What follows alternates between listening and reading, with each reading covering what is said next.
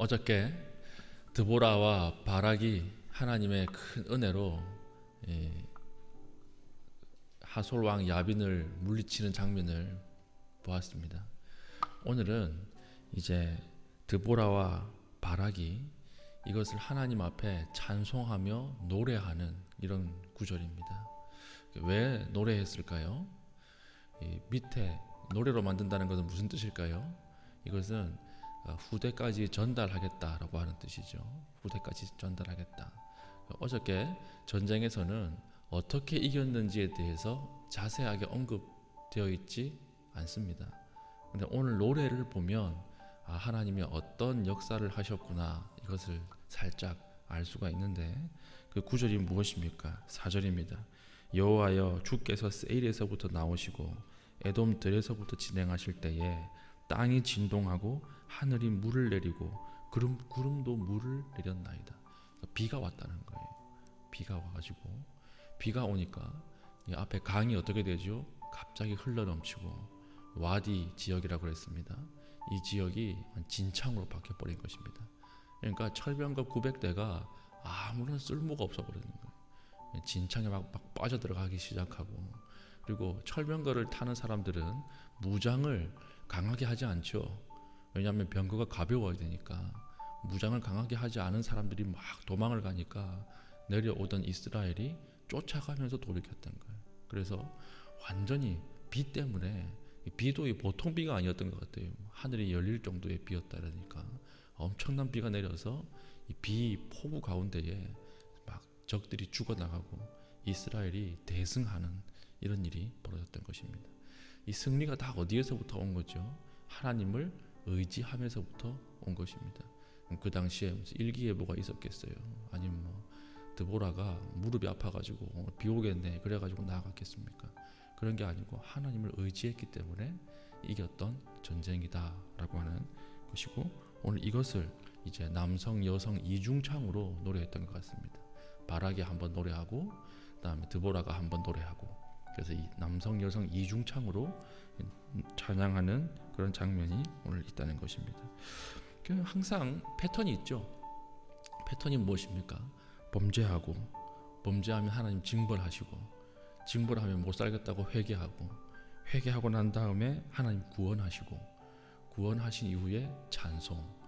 그럼 이 찬송에서 계속 찬송으로 가면 되는데, 또 뭐 하는 거죠? 다시 범죄하는 거예요. 범죄하면 또 다시 징벌하시고, 회개하고, 구원하시고, 이 계속 반복되는 것입니다. 계속 반복되는 것이죠. 그러니까 범죄할 때마다 이스라엘이 그래도 회개하는 척이라도 하죠. 그때 하나님이 세우신 사람이 누굽니까? 사사라고 하는 것입니다. 오늘 하나님 앞에 이 메시지가 있다고 생각합니다. 아무리 반복적인 범죄라도 회개하면 하나님이 역전시킨다라고 하는 거예요. 회개가 중요한 것입니다. 우리의 반응은 죄를 짓지 않겠다, 이건 불가능하죠. 죄를 지을 수밖에 없습니다. 약하기 때문에. 근데 우리에게 뭘 주셨죠? 회개하면 다시 돌이키시고, 회개하면 다시 용서하고, 회개하면 역전시키겠다. 이렇게 하나님 오늘 말씀하고 계시는 것입니다. 우리가 지은 죄에 대해서 회개하기만 하면 돼요. 하나님 앞에 인정하기만 하면 됩니다. 잘못했다고 인정하고 다시는 안 그러겠다고 하고, 그리고 정말 그 죄에 대해서 탄복하는 마음이 있으면 하나님께서는 다시 돌이키신다라고 하는 거예요. 반복되는 죄라고 하더라도, 어쩔 수 없이 짓는 죄라고 하더라도 하나님께서 돌이키신다라고 하는 것입니다. 그러니까 1절부터 5절까지가 그 내용이죠. 하나님이 이 회개하는 자들에게 승리를 주신다. 회개하는 자들에게 다시 찬송하게 하신다라고 하는 것이 1절부터 5절까지 내용이고, 6절에는 이제 이스라엘의 상태, 과거 상태를 찬양하는, 쭉 이야기하는 내용입니다. 6절 보니까 대로가 비었다 이렇게 나오죠. 대로가 비었다. 이 말은 이 하솔 왕이 너무나 폭정을 이렇게 해가지고 이스라엘 사람들이 못 살아가지고 대로를 못 다녔다는 뜻이에요. 만나기만 하면 뜯어가니까 다 도망 다녔다는 것입니다. 그러니까 대로가 비었고 길의 행인들은 오솔길로 다녔다. 그러니까 대로로 못 다니고 개구멍으로 다녔다 이 얘기입니다. 그러니까 이 하솔 왕을 피해서 제사를 뜯기지 않으려고 막 도망다녔다 이 이야기고, 그리고 7절 이스라엘에는 마을 사람들이 그쳤다. 마을 사람들이라고 하는 것은 누구냐면 백성들의 지도자들입니다. 지도자들이 아무런 소리를 내지 못했다는 거예요. 백성들이 이건 억울한 거 아닙니까? 이것은 잘못된 것 아닙니까? 이걸 얘기를 못했다는 거예요. 왜냐하면 너무나 폭정이 심했기 때문에 한마디 잘못했다가는 끌려가가지고 죽는 거였어요. 그러니까 마을 지도자들이 한마디도 하지 못하는 그런 상황 가운데 있지 않았느냐, 드보라가 이렇게 이야기하는 거죠. 그리고 8절 보니까 전쟁이 성문에 이르렀으나 이스라엘의 4만 명 중에 방패와 창이 보였던가.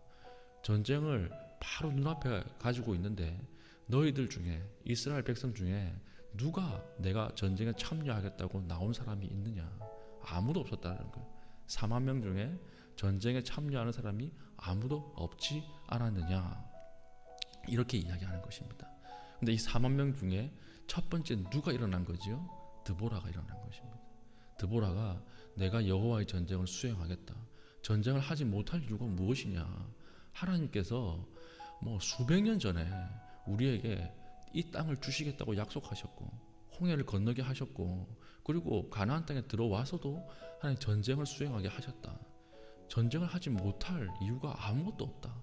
4만 명 중에 드보라 혼자 가장 먼저 일어나서 우리 올라가서 싸우자, 이렇게 나왔던 것입니다. 이게 중요한 것입니다.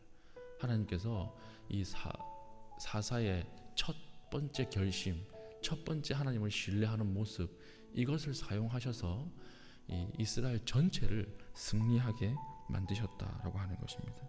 그러니까 우리가 첫 번째 헌신하는 사람들 중요합니다. 첫 번째 이 첫째라고 하는 가치를 가지고 일어나는 사람들, 이 사람들을 통해서 하나님이 일하신다라고 하는 것이죠. 하나님께서 어떤 큰 불을 보낼 때 큰 불을 먼저 보내지 아니하고 누구를 먼저 보내냐면 작은 불씨가 되는 사람을 먼저 보내세요. 작은 불씨 같은 사람을 먼저 보내십니다.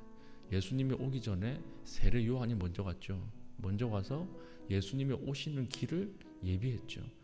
항상 하나님이 처음 주실 때는 큰 것 주지 않고요, 불씨와 같은 사람을 먼저 보내시는 거예요.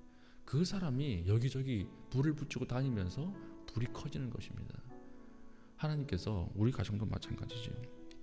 가정이고 교회고, 교회를 바꾸고 가정을 바꿀 때 하나님이 처음부터 기적을 일으키지 않아요. 반드시 불씨와 같은 사람을 먼저 보내십니다. 이 사람이 다니면서 불을 일으키는 것입니다. 그래서 한 사람을 통해서 전체가 다 타버리는 거예요. 한 사람을 통해서 전체가 다 일어나는 것입니다. 그러니까 이게 중요한 메시지죠. 그러면 오늘 우리가 어떻게 살아야 되겠습니까? 오늘 우리가 불씨와 같은 사람이 되어야 된다. 오늘 우리가 불씨처럼 살아야 된다는 것입니다. 하나님이 보내시는 그 불씨와 같이 이 불을 일으킬 수 있는 그런 우리 인생으로 살아야 한다라고 하는 것입니다. 다이너마이트 보십시오. 다이너마이트 폭발시킬 때 보면 다이너마이트 뭉치로 이렇게 폭발을 시키는데 뭉치 전체에 다 불 붙이는 거 아니에요. 그렇죠? 전체를 다 터뜨리려면 어디에 불을 붙이죠? 뇌관에만 불을 붙이는 거예요. 뇌관.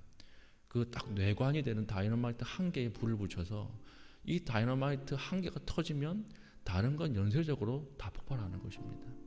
우리도 마찬가지죠.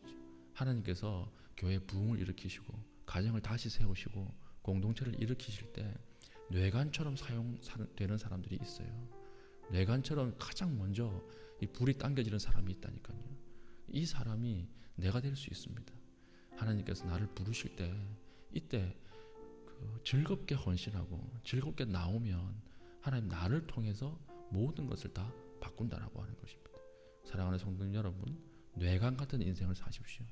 하나님 불씨를 보내실 때 이 불씨를 받아서 온전히 태울 수 있는 그런 사람들이 되시기를 축복합니다. 그리고 13절 보면 참전한 지파와 참전하지 못한 지파들이 나오죠. 참전한 지파들 쭉 나오고요. 15절부터는 참전하지 못한 지파들이 나옵니다. 이사갈 지파들 참전하지 못했는데 그 이유가 무엇입니까? 루벤 시내가에서 큰 결심이 있었도다. 이 결심이라고 번역하면 안 되고요, 고민이라고 번역해야 돼요.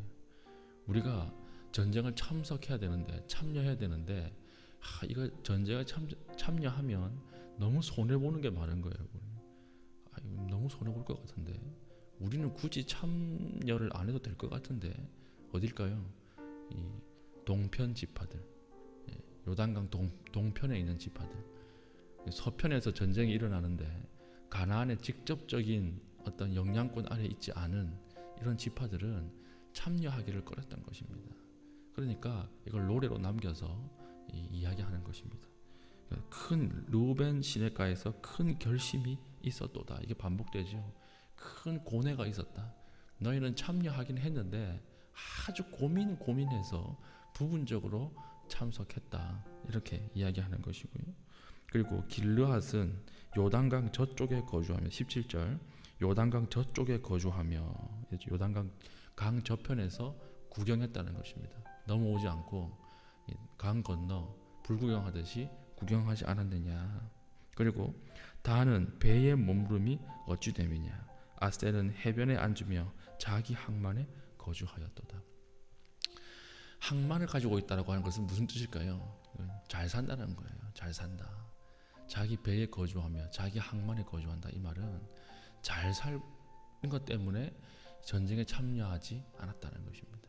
너무 많이 가진 게 하나님 앞에 헌신하는 데 방해가 된 것이죠. 너무 많이 가지고 있는 게 아까워서 내가 이거 전쟁 참여해서 죽으면 이거 다 못 쓰고 죽는 것 아니야? 이래가지고 참여하지 못했다라고 하는 것입니다. 너무 많이 가진 것 때문에 하나님 앞에 헌신하지 못하는 인생들, 이런 인생들을 오늘 이 참된 지파와 불참한 지파를 통해서 보여주고 있다라고 하는 것입니다. 하나님께서 이 지파들에게 다 원하셨던 것은 무엇일까요? 공감하는 것이었죠. 공감. 먼저 전쟁에 직접적인 참여할 필요가 없다고 하더라도 그 상황을 공감하고 같이 참여하고 하나님의 약속에 함께 동참해야 되는데 그러지 못하고 너무 많이 가져서 너무 많이 있는 재산 때문에 참여하지 못했던 것을 보면서 우리는 어떻게 살아야 할까? 우리는 어떻게 행동해야 될까? 우리 일단 교회 안에 있는 세상 안에 있는 사람들의 삶을 공감하고 그 공감에 대해서 우리가 참여하고 적극적으로 도와줄 수 있어야 할 것입니다. 오늘 우리가 사사기 5장 1절부터 18절까지의 말씀을 통해서 기도를 통하고 회개를 통해서 역전하시는 하나님을 우리 만나기를 바라고요. 두 번째, 내가 불씨와 같은 사람이 될 수 있도록 기도할 수 있기를 바라고, 세 번째, 우리 공감하고 우리 함께 하나님의 믿는 일에 함께 참여할 수 있는 마음 달라고 기도할 수 있는 주의 신실한 백성 되기를 축복합니다. 기도하겠습니다. 기도할 때 하나님 우리 공동체를 축복하여 주셔서 불씨와 같은 사람들이 많이 일어나게 하여 주시고 하나님 앞에 온전하게 회개하며 나아갈 수 있는 공동체 되게 하여 주시옵소서. 하나님 앞에 기도하신 이후에 자유롭게 기도하고 돌아가시겠습니다.